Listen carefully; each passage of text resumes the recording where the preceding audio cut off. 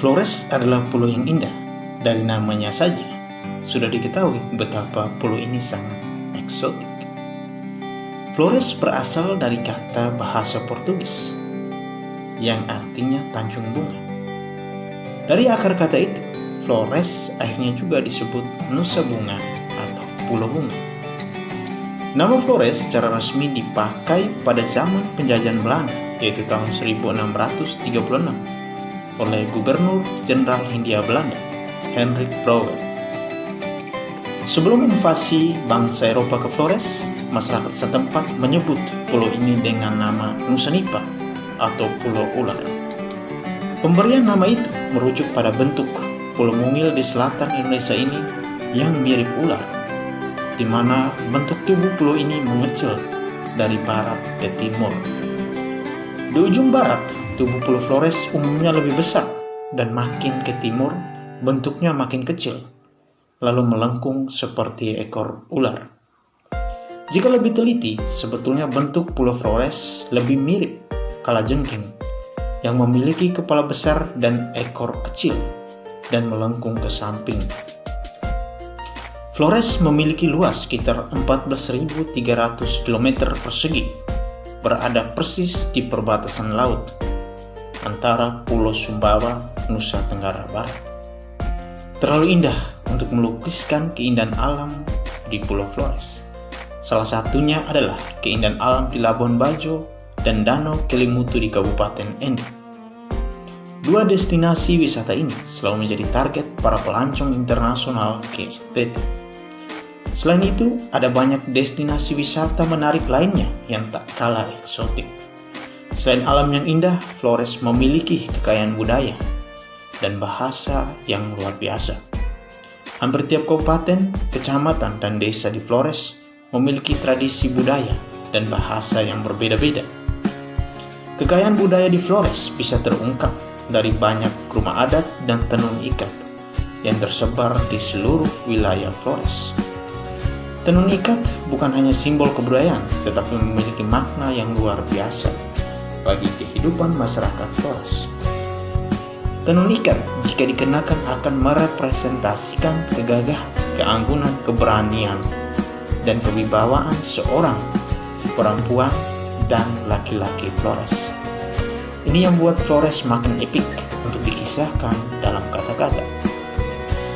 Sementara topografi alamnya berbukit-bukit dengan sedikit wilayah dataran di daerah pantai, dataran terluas ada di Mbai, ibu kota Kabupaten Nagekeo. Mbai sendiri direncanakan akan menjadi ibu kota provinsi Flores suatu saat nanti. Kondisi topografi yang berbukit-bukit dan curam tak jarang membuat pelancong dari daerah lain seperti Jawa tertantang ingin berwisata ke Flores. Selain itu, meski berupa daerah bukit, alam Flores cukup subur untuk pertanian dan perkebunan. Kopi terbaik di Flores dihasilkan dari dua daerah di Flores, yaitu Manggarai dan Bejawa. Selain kopi, Flores juga adalah penghasil komoditi seperti cengkeh, kemiri, coklat, jambu mete, dan aneka rempah-rempah. Flores janganlah dibayangkan seperti Jawa atau Sumatera, di mana bisa menikmati hamparan savana yang luas atau jalan yang rata dan mulus. Di Flores, kamu akan tertantang untuk melewati jalanan yang menanjak atau berkelok-kelok dan menurun tajam. Tidak juga seperti di Jawa atau Sumatera, Flores tidak memiliki banyak makanan khas yang bisa dijadikan oleh-oleh ketika kamu selesai menghabiskan waktu liburan di sana.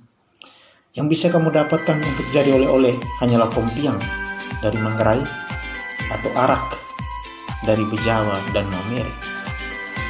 Jarang kamu menemukan makanan khas di Flores, bukan karena tidak ada yang khas, tapi lebih karena minimnya kreativitas dan inovasi masyarakat untuk mengolah makanan lokal secara modern. Di Flores Timur, kamu mungkin menemukan jagung bosil, tapi itu tidak bisa kamu bawa sebagai oleh-oleh. Kamu hanya bisa makan di tempat di mana kamu tinggal. Jagung bosil berbahan dasar jagung yang diolah bersama santan, kacang merah, dan juga kacang tanah. Bubur jagung ini biasanya dimakan dengan ikan bakar.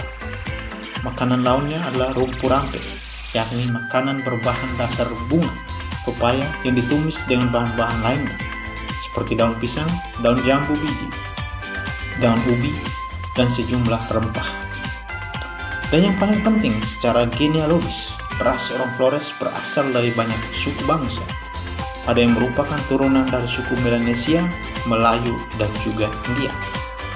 Tiap-tiap suku di Flores memiliki budaya tutur yang berbeda-beda mengenai asal-usul nenek moyang mereka. Di satu sisi, orang Flores mirip orang Papua atau Ambon, tapi di sisi lain mereka juga mirip orang Kalimantan, Batak, dan Melayu. Di antara laki-laki dan perempuan Flores ada yang berkulit hitam dan juga lebih kebanyakan berkulit sawo matang. Tidak sedikit juga orang Flores yang berkulit putih seperti orang Jawa atau Cina. Bahkan wajah mereka mirip orang Jawa. Ini yang membuat kisah tentang Flores dan orang-orangnya sangat kompleks dan luas untuk dinarasikan dalam tulisan.